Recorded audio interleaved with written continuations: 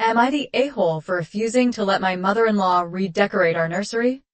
So, I'm 26, female, and currently 32 weeks pregnant with my first child, along with my husband Felix, who is 27, male.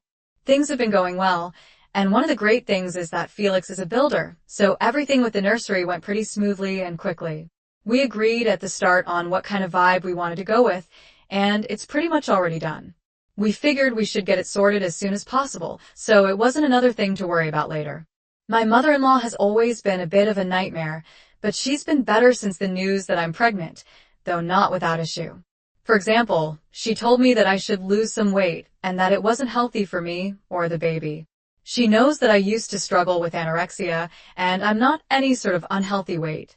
In the past, I've kept my mouth shut and let Felix deal with her. Now, for the main issue. As the nursery has almost been completed, she suddenly decided to invite herself around more. I work from home currently, and she comes in on the regular, asking me when I'm going to have lunch, and, oh, could you just pop me something too? Then, she'd wander into the nursery and start rearranging things. I know this sounds stupid, but once she literally bought an IKEA bag full of stuff that she put in there. It doesn't match, but I've never said anything really beyond, oh, thanks so much for the thought, etc. Yesterday, when she came around uninvited, she looked me up and down and said, "Really, joggers? Thank God Felix isn't here," and then walked into the nursery. She started asking me where the pillow she'd put in the crib had gone, why I'd taken out the fairy lights hanging on the wall right by it, etc. I explained that they were potential safety hazards to the future baby and that I'd taken them out. She started with, "Oh well, I've had 3 children and I really think you should take more of my advice," and then looked me in the eyes and said, "You're really not going to be a good mother at this rate." I don't know if it was the pregnancy hormones, but I just stared at her for a moment and then told her to get out of the house. I'd been up all night and had loads of work and wasn't in the mood. She got very uptight about it and left. Felix says he's going to talk to her and tell her that she shouldn't be reorganizing anything without her permission, but I don't know if it was just the hormones and I'm being unreasonable. Am I the a-hole? No, you're most definitely not the a-hole. You just had enough of her crap. It's a good thing that Felix wants to talk to her, but I think he needs to know what he needs to talk to her about, and that is boundaries. First of all, why is your mother-in-law allowed to just come in and out of your house without knocking on the door, ringing the doorbell, or even calling beforehand to ask if she can visit? It might be the house her son lives in, but that doesn't give her the right to just come in and out as she pleases. That's one of the boundaries that needs to be set. Also, where does she get off telling you all this crap about you not being healthy enough, or are you going to be a bad mom? That's something she needs to apologize about, and she should start biting her tongue when she gets the urge to say something stupid like that. Additionally, why does she think she gets to have an opinion regarding how you guys want to have the nursery? Just because she had 3 kids isn't good enough for me, and Felix is the one that needs to set these boundaries with her, not you. And what do you guys think? Let me know in the comments section. And now, let's check out the community comments. Trick Delivery 4609 says, "Not the a-hole Felix needs to put down a lot more boundaries. No more popping up when he isn't around. She has to ask him to come over, and can only do so when he says yes, and he is there. No more talk about your health or weight ever. No redecorating or moving anything in your house. I'm sure there's a need to be more, but this is to get you started with him.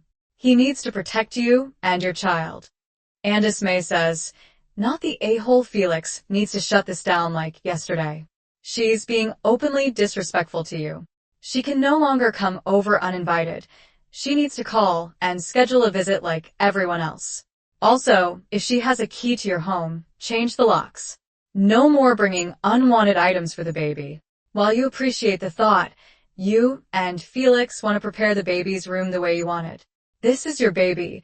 She had a chance to decorate how she wanted with her kids, and now it's your turn. No more passive-aggressive comments to or about you.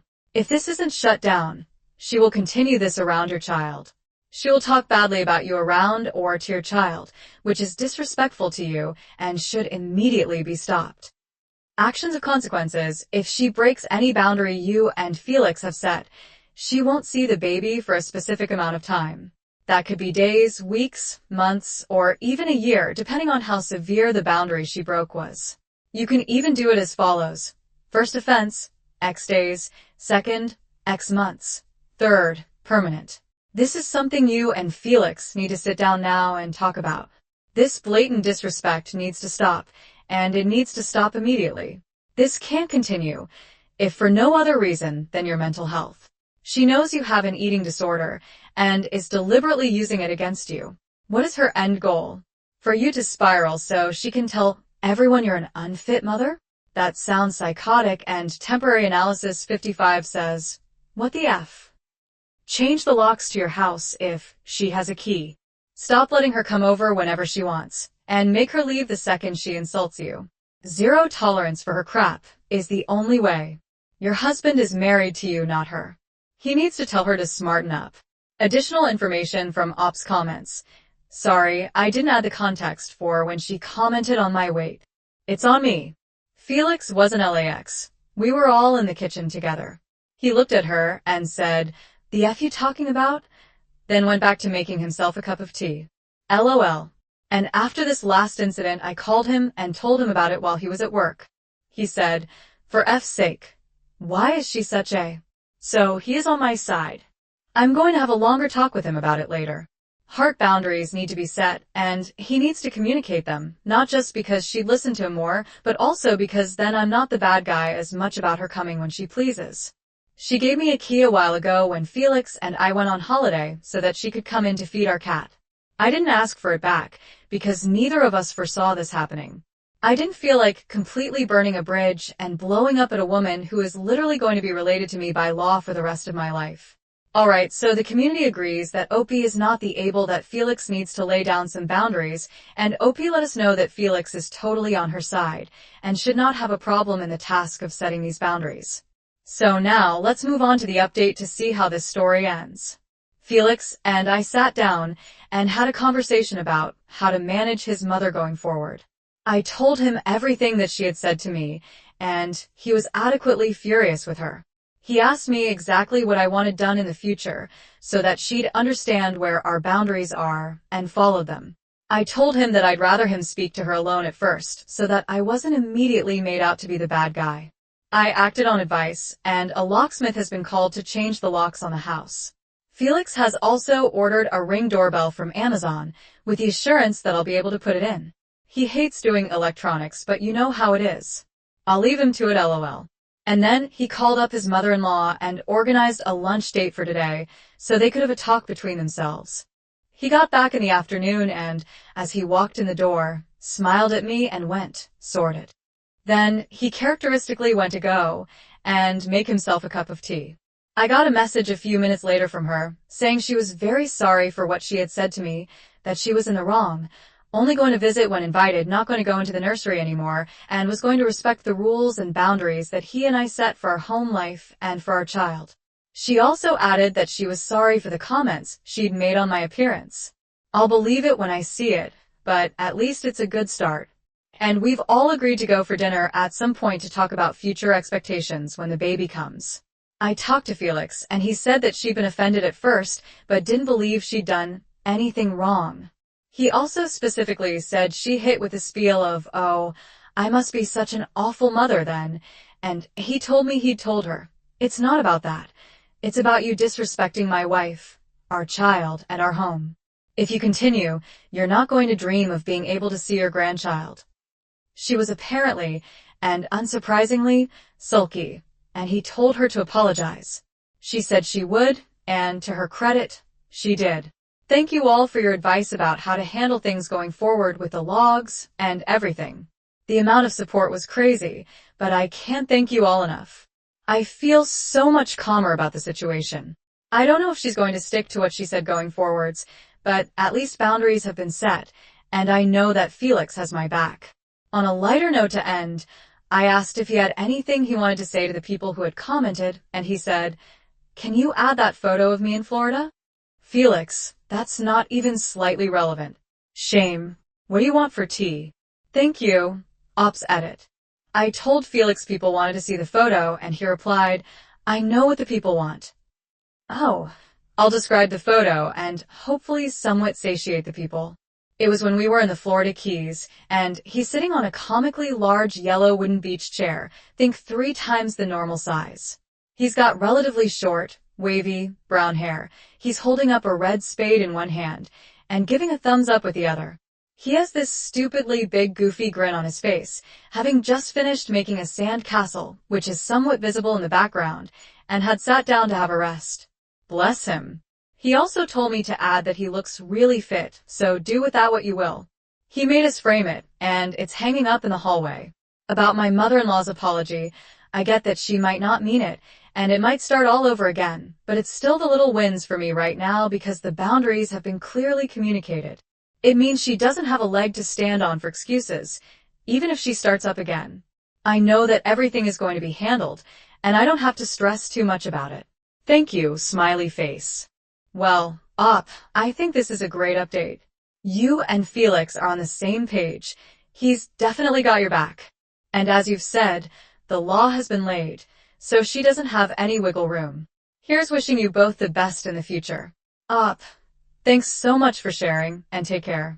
Now, let's move on to the next post that also has an update. I'm so jealous of my sister's marriage that it sickens me. I even snooped on her husband, looking for evidence he's actually crap. I'm ashamed. My sister and her husband always seem to have a good marriage. They've been together for around a decade, but you never really know, right? And to be honest, I thought they were just pretending since I've never had a relationship that was super good and private. Well, now I do know. I've been living with them for 3 months. They took me in when my ex cheated on me. They do nice things for each other all the time, and it's like they don't even think about it. It's just natural. They're always bringing each other little presents. My ex called me shallow when I wanted him to give me even a cheap present for my birthday. Their eyes light up when they look at each other. My ex looked at me like I was a potato. They hug each other as though they haven't seen each other in months. Whenever one of them gets home, my ex ignored me when I got home and wanted me to leave him alone to relax. Whenever he got home, they encourage each other's hobbies and outside friendships. My ex hated my friends and thought my hobbies were stupid. Worse yet, I can tell they're holding back when it comes to being affectionate around me. I arrived home early from an event one day and saw her sitting in his lap while they watched TV, and he played with her hair. The stuff I see is apparently just the tip of the iceberg when it comes to how much they like each other. They've even been through some of the tough crap, deaths, a miscarriage, job losses, that can tear couples apart, but they made it through just fine. I guess I honestly didn't think relationships like this were real.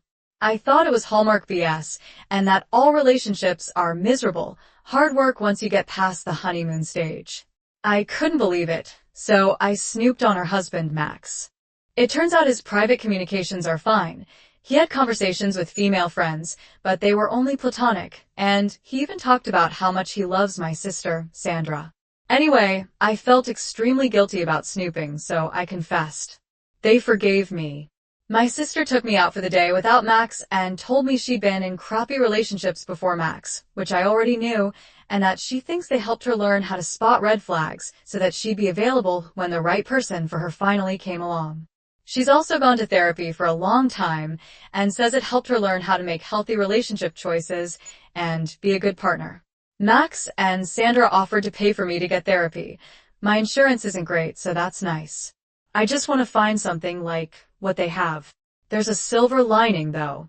I guess now that I know this kind of relationship isn't a childish fantasy, I don't think I'll ever be able to put up with somebody like my ex again. Well, Opie, I can't fault you for thinking that the relationship your sister has with Max would be BS, or that relationships like that don't exist. I mean, considering all the bad input you had from all your crappy experiences in the past, I can see how you got to that conclusion. Of course, this doesn't excuse the snooping. That was still a bad thing to do. But the good thing is that you owned it, you came clean, and they forgave you. On top of that, they decided to try to help you, which I think just says everything you need to know about them. What do you guys think? Do you think the kind of relationship that Max and Sandra have is like a unicorn relationship? Let me know in the comment section. And now, let's move on to the community comments to see what they said. Artsy Elephant 1245 says it sounded like you wanted someone to be as miserable as you were to feel less alone, and I hope that therapy truly helps you heal and find value in yourself. Your sister and your partner sound amazing, and I'm glad they are able to help you. Opie responds, "You've nailed it. The more I saw my sister being happy, the more I felt worse and worse about myself and my life, and all the time I've wasted in bad relationships. I hope the therapy helps me too. Sandra and Max are good people. I need to be more appreciative. It's hard when I'm so jealous, but it's important. I'm also so glad they're able to help me. I feel pathetic needing the help, but I do need it." Waking Dreamland says, "You should take the offer of therapy. Your view on relationships is incredibly skewed, and some sessions might help untangle some of it so you can view the dating world with a bit of optimism. Once you do that, you're on your way to finding a healthy relationship. Good luck, friend." Opie responds, "I'm accepting the offer. I even have an appointment set up. Turns out it's easy to get an appointment when you don't have to go through insurance." Restless Overthinking says, "It sounds like your bad experiences have caused you to see every good deed that they do for each other as either weird or an outlier, or the stuff of movies. But unfortunately, those sorts of relationships do exist. I reckon you should definitely take them up on their offer to get the therapy. It sounds like you need to get out of your head and spill it all out to someone who will listen and offer constructive advice. The snooping around thing should be a one-off. They're being generous by letting you stay with them, so don't piss them off. And I'd stop comparing the relationship you had with your ex to your sister and brother-in-law's marriage. Your ex sounds like a complete turd." Op responds, "I accepted their offer to get me therapy. I'm definitely not going to snoop again. That was a low point for me when it comes to my behavior, and I regret it." I'm amazed Max didn't freak out. Alright, well, the community was urging Op to go for the therapy, and Op said she's going to do it. Now we have an update that is 1 year after the original post. So let's move on with that to see how this story ends. "Hi, I'm the psycho who snooped in my brother's love messages because I thought it was impossible for men to be great to their partners. I have an update for you all, but I'm not sure exactly where to start. So I'm going to use a list format and just write stuff in whatever order it comes to mind. I started therapy very soon after my post. My first therapist wasn't great, so my sister, Sandra, encouraged me to find another one. My second one was awesome. I'm still seeing him once every 2 weeks. He's helped me a lot with healing from the trauma of my last relationships and also learning how to relate to others in a more healthy way in every part of my life. He also really helped me learn how to manage bitterness and jealousy, finding the underlying causes and working on those. I moved out of my sister and brother-in-law's house after a couple of months at my sister and brother-in-law's house. It turns out that my sister and brother-in-law were secretly livid about the snooping. But they appreciated that I confessed on my own and decided to be kind and help me. They decided that if I took advantage of the help they offered and put effort into getting better, they would forgive me. I didn't realize how close I was to making my sister go low contact with me. Thankfully, I did take their help. I'm not upset seeing how much my brother-in-law loves my sister anymore. I'm happy for her. They became foster parents after I moved out and are now in the process of adopting the little girl they've been fostering. They are literally the perfect people to be nurturing a traumatized child. They're doing so great, and the little girl, Maddie, is doing so much better than when she was first placed with them. She's an amazing girl, and she, along with my sister and brother-in-law, are so lucky they both found each other. I've been single the whole time, and that was on purpose. A few months ago, though, I determined that I'd be open to dating again. I didn't want to actively do anything, no dating sites, but I decided I wouldn't purposely avoid dating anymore. A week ago, a guy I became friends with at the animal shelter, where I started volunteering about 6 months ago, asked me out. I said yes. Our first date was great. He's very kind. He's the guy you go to if you need to calm down a traumatized, terrified animal. He cleans diarrhea-covered animal carriers without any complaint. My sister approves of him, and he's very funny too. So that's the update. Well, I think it's a great update, and it actually comes in handy as a mood booster as well. So on that note, here's wishing you the best in the future. Hopefully, your upcoming dates with your friend are just as great. Take care, and thanks for sharing.